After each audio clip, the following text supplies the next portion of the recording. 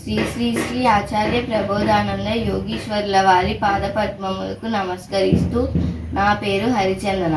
నేను 6వ తరగతి చదువుతున్నాను. మా ఊరు ఉప్పలూరు.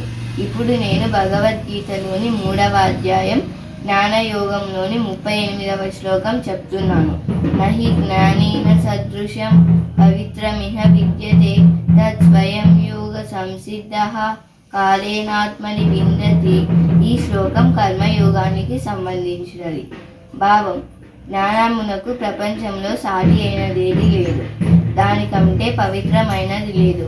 కర్మయోగం ఆచరించుడు కర్మయోగికి కాలము జరుగు కొలది మోక్షమునకు దగ్గరవాడగును.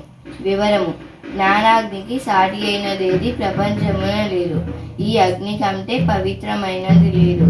కర్మయోగికి కాలము జరుగు కొలది కర్మలు కాలిపోచుండును. కర్మయోగిలో ఉన్న అగ్ని కర్మలను కాలుస్తూ చివరకు లేకుండా చేయును. అప్పుడు ఆ యోగి మోక్షము పొందును. అందరికీ నమస్కారములు.